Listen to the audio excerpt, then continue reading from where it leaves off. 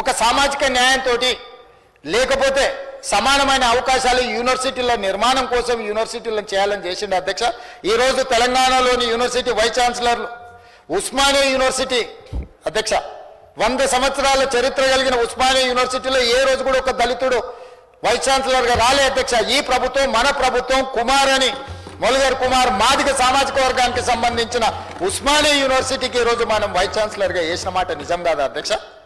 ఈరోజు మహాత్మా గాంధీ నల్గొండలో ఉండే యూనివర్సిటీకి ఒక మైనారిటీని వేసిన మాట నిజం కాదా అధ్యక్ష?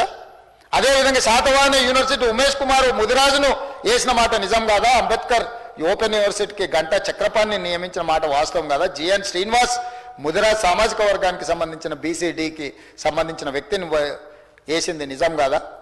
వ్యవసాయ యూనివర్సిటీకి అల్దా జానే అని ఒక బీసీ గౌరవ సామాజిక వర్గాన్ని నుంచి బీసీగా వేసిన మాట నిజం కాదా?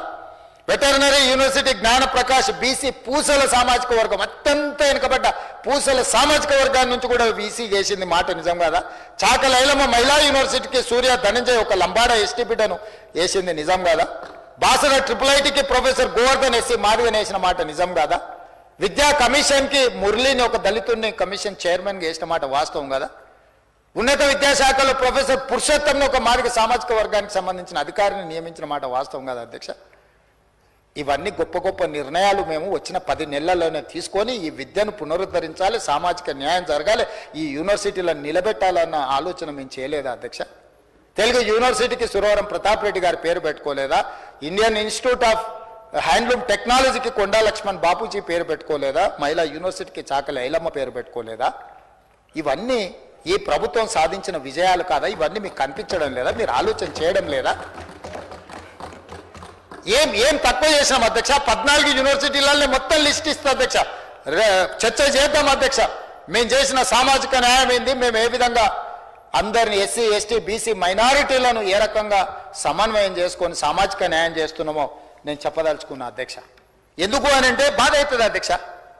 రోజుకు 18 గంటలు నిరంతరం పనిచేసినప్పుడు అభినందించే గొప్ప మనసు మీకు లేకపోయినా అడ్డగోలుగా వెకిలుగా వెటకారంగా కించపరిచే విధంగా నా పట్ల మీకు కోపం ఉండొచ్చు, ఎందుకంటే మీ విలాసవంతమైన జీవితాన్ని మీరు అనుభవిస్తున్న ఇవన్నిటినీ నేను గుంజుకున్నా అని బాధ మీకు ఉండొచ్చు. కానీ కుర్చీకి ఒక గౌరవం ఉంది కదా అధ్యక్ష. కులంతో గొప్పతనం రాదు అధ్యక్ష. హోదా అనేది ఏంది అధ్యక్ష? స్టేచర్ అంటే ఏంది అధ్యక్ష? ఓ ప్రభుత్వ ఉద్యోగికి స్టేచర్ ఉంటుంది, ఒక వ్యవసాయం చేసుకున్న రైతుకు స్టేచర్ ఉంటుంది, ఓ శాసనసభ్యుడికి స్టేచర్ ఉంటుంది, శాసన మండలి సభ్యుడికి స్టేచర్ ఉంటుంది, ఓ మంత్రికి స్టేచర్ ఉంటుంది, ఒక ముఖ్యమంత్రికి ఉంటుంది, ఒక గవర్నర్కి ఉంటుంది, ప్రధానమంత్రి రాష్ట్రపతికి ఉంటుంది స్టేచర్. కులానికి ఎక్కడైనా స్టేచర్ ఉంటుందా అధ్యక్ష? మీ కులం గొప్పది ఉండొచ్చు అని మీరు అనుకోవచ్చు, మీకు మీరుగా మీకు స్టేచర్ ఆపాదించుకోవచ్చు, నాకు అభ్యంతరం లేదు. అంత మాత్రాన మిగతా వాళ్ళందరినీ కూడా తీసి పడేసినట్టు మాట్లాడటం మంచిదా అధ్యక్ష?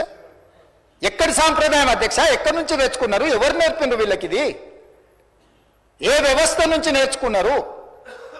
కుల వ్యవస్థను నిర్మూలించాలని మనం అనుకుంటుంటా కుల దురహంకారం ఇంకా మా మీద ప్రదర్శించాలన్న బాధ్యత న్యాయమా అధ్యక్ష? గవర్నర్ను గౌరవించరు, స్పీకర్ గారిని గౌరవించరు, ఏకవచనంతో మాట్లాడతారు, ఎట్లా పడితే అట్లా దూషిస్తారు, మళ్ళీ దాన్ని సమర్థించుకుంటే ధర్నాలు చేస్తామంటారు. ఈ బరితెగింపు దేన్ననాలే? ఎందుకు ఈ బరితెగింపు? ఏంది ఇది? ఎక్కడికి దారితీస్తుంది? దీన్ని ఎక్కడొక్క దగ్గర నిలువరించకపోతే ఎట్లా అని నేను అడుగుతున్నా అధ్యక్ష. సభ్యులందరినీ అడుగుతున్నా అధ్యక్ష, ప్రతిపక్షాన్ని కూడా అడుగుతున్నా. ఇది మా ఒక్కరి బాధ్యత కాదు. చట్టసభలలో మనల్ని మనం గౌరవించుకోనప్పుడు సమాజం మనల్ని ఎందుకు గౌరవిస్తుంది? వాళ్ళకి లేదా బాధ్యత? 10 సంవత్సరాలు ప్రభుత్వాన్ని నడిపినాం, 20 ఏళ్ళు ఉద్యమాలు చేసినాం, కేంద్రంలో రాష్ట్రంలో పనిచేసినామని ఎన్నో చెప్తారు, అన్నీ కరెక్టే. మీ విచక్షణ జ్ఞానం ఎక్కడ పోయింది? అజ్ఞానమే విజ్ఞానం అనుకునే రోజులు వచ్చినాయా? అడ్డగోలుతనమే గొప్పతనం అనుకునే పరిస్థితులు వచ్చినాయి ఈ రాష్ట్రంలో నేను అడుగుతున్నా అధ్యక్ష.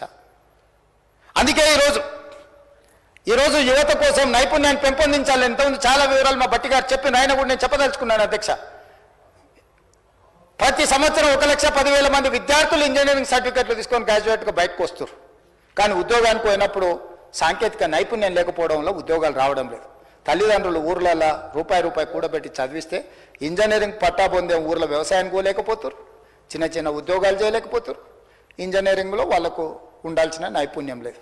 అందుకే ఆలోచన చేసి మిత్రుడు శ్రీధర్ బాబు గారు మిగతా మంత్రులందరితో నేను మాట్లాడి ఏం చేయాలి, ఇక్కడ ఎక్కడో గ్యాప్ ఉంది, రిక్వైర్మెంట్కి సప్లై అండ్ డిమాండ్లో గ్యాప్ ఉంది, దీన్ని ఏం చేయాలని మేధోమదనం చేసి మేధావులందరినీ కూర్చోబెట్టి కార్పొరేట్ కంపెనీలను కూర్చోబెట్టి పదే చర్చించిన తర్వాత యంగ్ ఇండియా స్కిల్స్ యూనివర్సిటీ సాంకేతిక నైపుణ్యాన్ని పెంపొందించాలి. ఇది ప్రభుత్వంలో ఉండే నిర్వహిస్తే మన దగ్గర ఉన్న 14 యూనివర్సిటీలకు ఇదొక యూనివర్సిటీ అవుతే ప్రయోజనం లేదు అని కార్పొరేట్ కంపెనీలు దిగ్గజాలు, ప్రపంచంలోనే రాణించిన కార్పొరేట్ కంపెనీలకు సంబంధించిన గొప్ప వ్యక్తుల్ని పిలిచి కూర్చోబెట్టి యంగ్ ఇండియా స్కిల్స్ యూనివర్సిటీకి Mahindra and Mahindra group of companies chairperson Anand మహేంద్రాని రిక్వెస్ట్ చేసి chairperson of young India skills యూనివర్సిటీకి పెట్టినాం. బోర్డ్ ఆఫ్ డైరెక్టర్లో సక్సెస్ స్టోరీ ఉన్న అపోలో నుంచి మొదలు పెడితే రెడ్డి ల్యాబ్స్ వరకు గొప్ప కంపెనీలు ఉన్న వాళ్ళనే కాకుండా దేవయ్య అని మీకు తెలుసు, అమెరికాలో గొప్పగా రాణించాను ఒక దళిత బిడ్డ వరంగల్ జిల్లా నుంచి. అతను ఆ బోర్డులో కొన్ని వేల కోట్ల రూపాయల డాలర్లు ఆస్తులు సంపాదించిన డాక్టర్ దేవయ్యను కూడా బోర్డులో పెట్టినాం అధ్యక్ష. ఎందుకంటే అతను ఇక్కడ నుంచి అమెరికాకి వెళ్ళి అమెరికా దేశాన్ని శాసించేంత ఎత్తుకు ఎదిగాడు. అతన్ని కూడా ఈ బోర్డులో మనం తీసుకొచ్చి పెట్టినాం అధ్యక్ష. వరంగల్ బిడ్డ ఒక దళిత బిడ్డను అమెరికాలో ఉన్న అతన్ని పిలిపించి ఇది బోర్డులో మీరు ఉండాలని నేను పర్సనల్గా అమెరికాలో కలిసి రిక్వెస్ట్ చేసి అతన్ని తీసుకొచ్చి ఇక్కడ ఈ బోర్డులో డైరెక్టర్గా పెట్టినాం అధ్యక్ష. ప్రతి పనిలో సూక్ష్మంగా ఆలోచన చేసి భవిష్యత్ తరాలకు ఆదర్శంగా నిలబడాలి అని చెప్పి ఈరోజు మేము నిర్ణయాలు చేస్తుంటే ఆ స్కిల్స్ యూనివర్సిటీ రాబోయే రోజుల్లో ప్రపంచానికే నైపుణ్యంతో కూడుకున్న యువతను అందిస్తుంటే ఆ రోజు మాకు ఆనందం ఉంటుంది.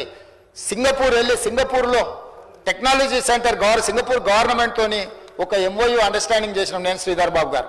సాంకేతిక నైపుణ్యంలో శిక్షణ ఇచ్చే వాళ్ళకు ఇక్కడ ఉండే లెక్చరర్స్కి శిక్షణ ఇచ్చే విధంగా శిక్షణ ఇచ్చే వాళ్ళకే శిక్షణ ఇవ్వడం ద్వారా దీన్ని పెంపొందించాలి అని సింగపూర్ ప్రభుత్వంతో ఒప్పందం చేసుకొని అక్కడ మంత్రులను ప్రభుత్వాన్ని మాట్లాడి ఒప్పందాల మీద సంతకాలు పెట్టి young India skills university vice chancellor నుంచి స్పెషల్ చీఫ్ సెక్రటరీ మేము అందరం వెళ్ళి ఒప్పందాలు చేసి ఈరోజు మనకు వాళ్లకు విద్యార్థులనే కాదు శిక్షణ ఇచ్చే లెక్చరర్స్ను కూడా అక్కడికి ఇక్కడికి పంపించాలని మన విద్యార్థులను కూడా సింగపూర్ పంపించి అక్కడున్న సాంకేతిక నైపుణ్యం నేర్చుకునే విధంగా ఈరోజు నిర్ణయాలు తీసుకొని ఒప్పందాలు చేసి వచ్చినాం అధ్యక్ష.